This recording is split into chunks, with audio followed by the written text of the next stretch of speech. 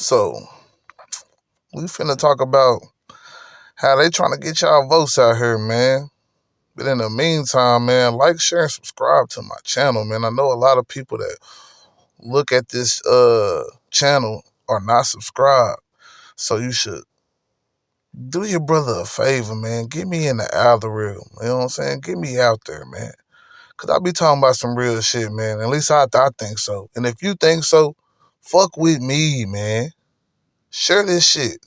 Like, subscribe to the channel, nigga.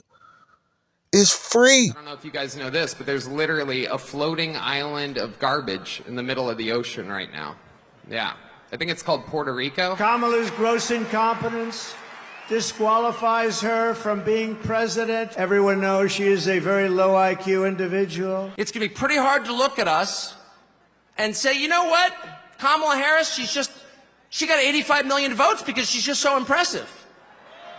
As the first Samoan, Malaysian, low IQ. She's a fake, a fraud. She's a pretender. Her and her pimp handlers will destroy our country. Kamala has imported criminal migrants from prisons and jails, insane asylums and mental institutions from all around the world. She is the devil, whoever screamed that out. She is the Antichrist. President Trump, in what he has experienced, knows that Jesus Christ is king. I don't see no stinking Nazis in here. I don't see no stinking domestic terrorists in here. Out of character for me to speak at a Nazi rally. I was just in Israel, but I took the gig. She is some sick bastard, that Hillary Clinton, huh?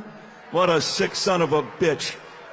The whole fucking party, a bunch of degenerates, lowlives, Jew haters, and lowlives. You have to tell Kamala Harris that you've done a terrible job. Kamala, you're fired. Get out. I think last night Donald Trump's event in Madison Square Garden really highlighted a point that I've been making throughout this campaign. He is focused and actually fixated on his grievances, on himself, and on dividing our country. And it is not in any way something that will strengthen the American family, the American worker. It is nothing about what he is saying that is actually going to support the aspirations, the dreams, and the ambitions of the American people. It is absolutely something that is intended to and is fanning the fuel of trying to divide our country. My plan will also lower the cost of child care. Cut taxes for small businesses and lower health care costs, because I believe health care should be a right and not just a privilege of those who can afford it.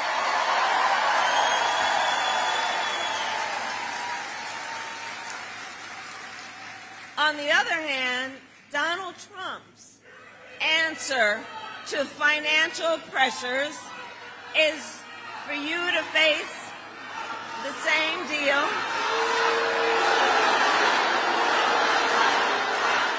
I'm here as a mother who cares deeply about the world my children and all of our children live in. A world where we have the freedom to control our bodies. A world where we're not divided. Our past, our present, our future merge to meet us here. They said, sir, I just think it's inappropriate for you to say, pay these guys a lot of money. Can you believe it? I said, well, I'm going to do it whether the women like it or not. I'm going to protect them. I don't think anybody has ever seen anything like what happened the other night at Madison Square Garden. The love in that room. It was breathtaking, and you could have filled it many, many times with the people that were unable to get in. Politicians that have been doing this for a long time, 30 and 40 years, said there's never been an event so beautiful. It was like a love fest, an absolute love fest, and it was my honor to be involved. Nobody's ever had a crowd like that. And I tell you what, right now, nobody's ever had love like that. That was love in the room, and it was love for our country. It was really love. has consistently worked to divide us. At Madison Square Garden, he reminded us who he really is and how he really feels. It wasn't just Puerto Ricans that were offended that day, okay? It was every Latino in this country. It was humanity and anyone of decent character. It's the day after Halloween, and people was out celebrating last night. Well, a particular town in Pennsylvania decided that they were going to chain up a fake Kamala Harris to the back of a float and thought it was all fun and games. And now the officials are out apologizing when they was willing participants in it last night. The shame, the shame. On another note, Joe Biden here, he's facing a little fire himself for his garbage comments of Trump supporters. Even though everybody seems to forget that he was responding to the garbage comments made by the comic. But, Republicans have amnesia from time to time, so they don't tend to remember the things that cause certain situations to happen. But Joe Biden has since walked back these comments and is now saying that it meant something different. So Liz Cheney is now the newest person under fire, probably for her endorsement of Kamala, of course. But he's calling her a war hawk. Now, me, like I say, I hate to always criticize Donald Trump, but aren't you the one that killed the Afghan general? Not Afghan, Iranian general. What the fuck, man? Ain't you the one talking about you'll blow up and bomb, this, that, and the third? This was the guy, he said this while as a president, but now he's questioning other people, and now the Republicans are the party of pulling out the war and anti-war now. Hey, anything for them votes, huh? And the fact that he would call for Liz Cheney to be shot when he has been subject to multiple assassination attempts is just baffling to me. And people gonna support this anyway. Like, they don't give a damn. Like, that's why I say, he called for this shit on himself, man. He called everything that done happened to him, the assassination attempts, the criticism. Donald Trump brings it on himself. And y'all eat it up. Election lawsuits are flooding America's courts. And the sad thing is, a lot of it is bullshit. But in the last pretty much year, we've had to deal with multitudes of people believing that the election was stolen. And even if you go back before that, 2016's election, you had a multitude of people believing that Donald Trump stole the election. This is going to get ugly. When I say this is finna start looking like a third world country type shit, man, Trump has already filed one in Pennsylvania about voter suppression and people being dropped off ballots or ballots being changed or registrations being changed. That's just on the Republican side in one state. With over 200-something lawsuits being filed this year, and Democrats already keying in on Arizona, Georgia, Michigan, Nevada, North Carolina, Pennsylvania, and Wisconsin. This election season is going to be very, very, very chaotic, man. And we've already seen that, but I think the worst is yet to come. And voter fraud is out there, though it might not always be who you think it is. Speaking of fraud, Donald Trump files $10 billion lawsuit against CBS News over Kamala Harris' interview, in which he states that they edited Kamala's response in order to have her look more favorably among voters and viewers of the TV publication. Trump is suing the US news network CBS for $10 billion, alleging that an interview it featured with Kamala Harris on the 60 Minutes show was misleading.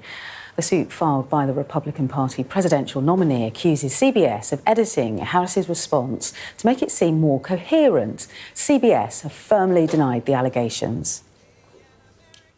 And they put it up, and they replaced an answer that would show that she's not qualified cognitively, as I would like to say. I think she should take a calculator that says she's not qualified. They took it out in its entirety, and they took another answer from someplace else, and they put it in. That's called election interference fraud, okay? Donald Trump, you're doing the same thing, bruh. You're deceiving the people, telling them to go put in mail-in votes while actively trying to suppress mail-in votes. You probably suppressing your own people and don't even know it. And that's what's so crazy about it, is that Donald Trump will do anything to cause confusion around this election so that he can, pull another January 6th, man. If in so many words, I believe another January 6th or something bigger is coming. And Speaker Mike Johnson is here, and he's doing a great job. It's not easy when you have a majority of 3, but he's done a great job, and he's going to continue to do a great job, and we like him. He's a terrific person. I watched him just totally decapitate a fake reporter on NBC, Meet the Fake Press. What he did to her was... I think that probably she'll never be the same. Nobody would know. Look at him, such a nice-looking guy, just that little beautiful face with the glasses. Got the little glasses. Everyone says, oh, he's so nice. He's such a nice person. He's not a nice person. He's not nice at all, right, Matt? But great job. We think he's great. And he's going to be around for a long time, I predict.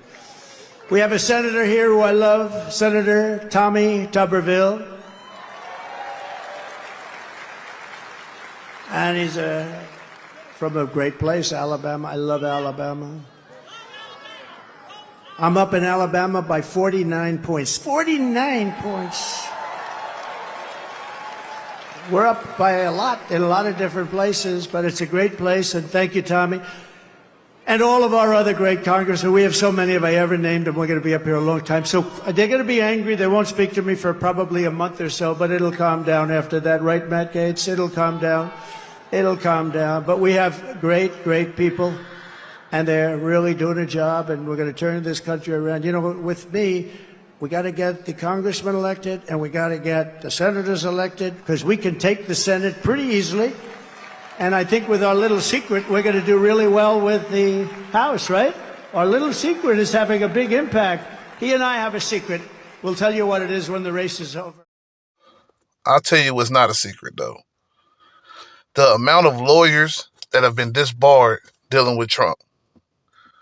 If you think that, you know what I'm saying, you didn't learn from Rudy Giuliani, John Eastman, Jenna Ellis, Michael Cohen.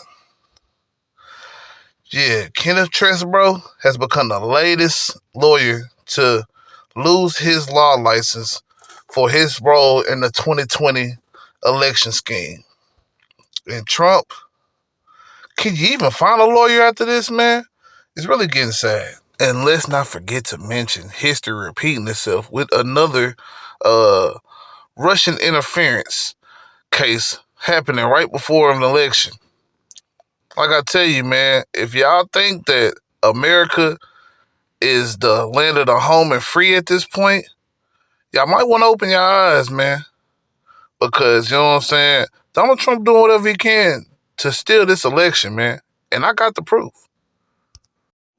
Now, we all know by now, a week after the election, or weeks after the election, Donald Trump tried to get multiple states, including Georgia, which he's charged for, you know what I'm saying, to change their electoral votes, which means, you know what I'm saying, he was trying to get them to change the electors' votes, not even the voting people. The voting people had already voted, and the states had already chose their electors. He was trying to overthrow the election by fraudulent means.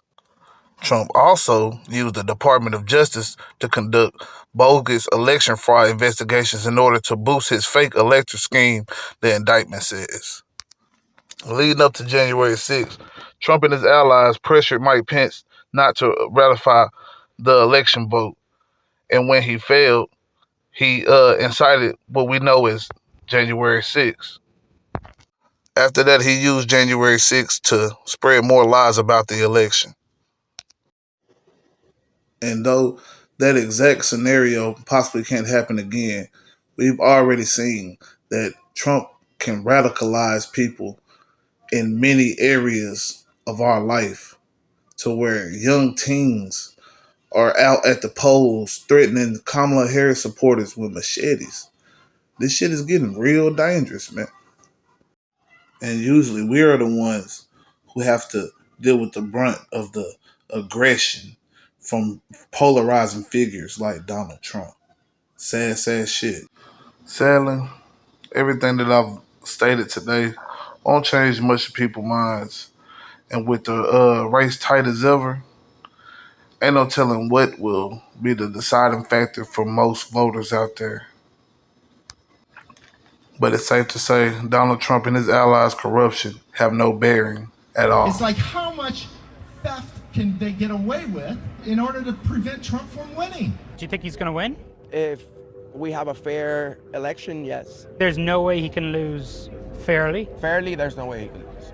MAGA World is preparing its followers for a stolen election. We're just going to announce Harris is the winner. We're going to go, we win again, and now try to stop us again. And what's different this time is we're going to be able to stop them. Is there anybody here in North Carolina ready to take this nation back by any means necessary? Say yeah, yeah, yeah. They're laying out step-by-step plans to overturn a potential Harris victory. These are not random Trump supporters. These are influential figures in the MAGA movement. It's all going to depend on what they end up doing. I have a plan and strategy for every single component of it. And then January 6th is going to be pretty fun. Many of them, like Ivan Raiklin and Michael Flynn, have huge audiences online and are involved in election-denying groups that have spent millions of dollars furthering election conspiracy theories. And we should know by Tuesday night, by about 9 or 10 o'clock at night, that one party won. Election officials across the country have explained that we likely won't know the full results on election night. To conspiracy theorists, however, that is a sign of fraud. In this case, I strongly believe that Donald Trump, if this thing is a fair election, he'll win all 50 states. Now, if it's legit, we don't have to worry, right? But who thinks it's going to be legit? You think they're just going to give it to you? No, this is going to be a fight. Raiklin has encouraged people to pressure their state representatives not to certify election results. Oh, my God.